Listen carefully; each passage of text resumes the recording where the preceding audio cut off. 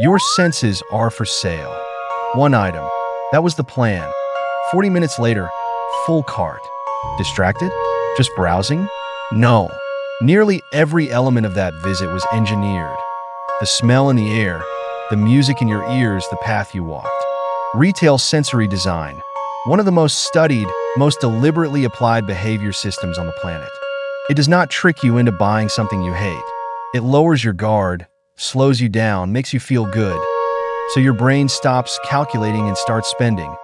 3 moves drive the whole system. Scent, sound, spatial flow. Each one targets a different part of how your brain makes decisions. Move 1. Scent. Of all your senses, smell is the only one with a direct line to the limbic system, the part of your brain that handles emotion and memory. Every other sense gets filtered first. Smell does not. Retailers figured this out decades ago. In many large grocery chains across the US and UK, the in-store bakery sits near the entrance. Not because it is the most logical place to bake bread, but because fresh bread smell triggers warmth, comfort, and abundance. That feeling does not stay in the bakery aisle. It travels with you. Consumer psychologists call this the effect heuristic, feel good, and your brain assigns higher value to everything around you. Effect heuristic. Your brain using how you feel right now as a shortcut for deciding what is worth buying. Comfort smell in, wallet out. Bread is just the start. High-end clothing retailers across the US and Europe pump proprietary synthetic scents through their ventilation systems, a practice called scent marketing or ambient scenting. The goal is brand association. Specific scent, specific mood. Repeat that loop enough times, and the thought of the store alone brings back the feeling.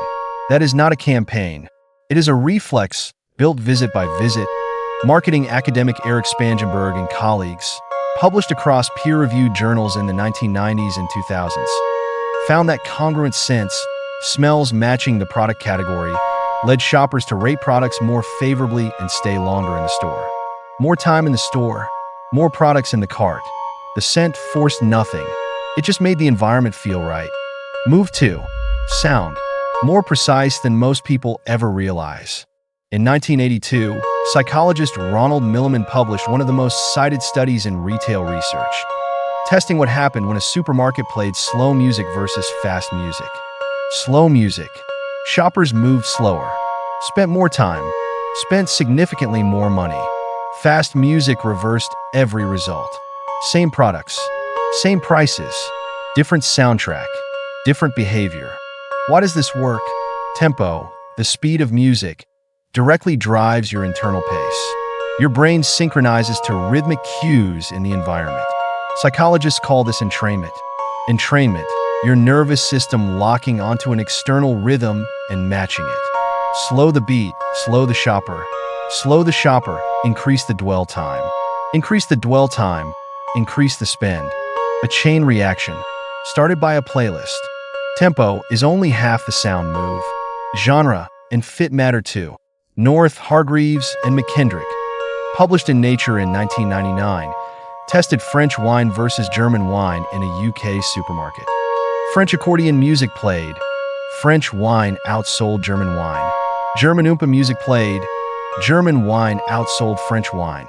Shoppers said the music had no effect on their choice. They were wrong. That is the core of sensory design. Feels like a free choice. It was not. The choice was set up before you touched the product. Move 3. Spatial flow. Most invisible of the 3. In many ways, the most powerful. Walk into any large supermarket. In stores across the US, Canada, and Australia, the layout forces you through the entire floor to reach the most commonly purchased items. Not a logistics decision, a deliberate exposure strategy. More aisles passed, more products enter your visual field. More products in your visual field, the more likely impulse purchasing becomes. Note, this layout pattern is common in large format grocery retail in North America and parts of Northern Europe, not universal. Some Italian supermarkets place fresh produce near the entrance. The principle holds either way. The layout is never neutral. Every position was tested. Someone decided where the bread goes, where the checkout sweets go, where the sale items sit. None of it is default. Retailers obsess over one specific zone, the decompression zone, first 10 to 15 feet inside the store entrance. Inside that zone, your brain is still adjusting, transitioning from outside to inside, attention not fully online. Consumer researcher Paco Underhill documented that anything placed in this zone is largely ignored. Smart retailers skip the decompression zone entirely for high-margin products. They place them just past it, right where attention snaps back on. Not luck. Floor planning. Picture the checkout lane. In high-traffic supermarkets worldwide, that final stretch is an engineered gauntlet. Standing still. Nothing to do. Decision fatigue at its peak. Dozens of small choices already made. And right there at eye level, a small item. Cheap. Easy. Brain says, why not? Decision fatigue. The documented phenomenon where decision quality degrades after a long series of choices. The store layout engineered that fatigue. The checkout lane harvests it. Here's the part most people miss. None of this exploits a flaw in you. It exploits something genuinely useful in you. Your brain processes sensory information and uses it as data for decisions. That is efficient. That is smart. In most environments, it serves you well. The store did not break your brain. It fed your brain exactly the inputs it was built to trust. Comfortable smell, safe place, slow music, relax, take your time, familiar layout cues. You belong here. Not broken, just being used. And once you understand that, something shifts. Walk into that store now, smell the warm bread, and something in you recognizes it. Not comfort, a cue, designed, deployed, on purpose. Slow music starts, and you catch yourself slowing down. You notice it. Noticing alone is enough to break the automatic response.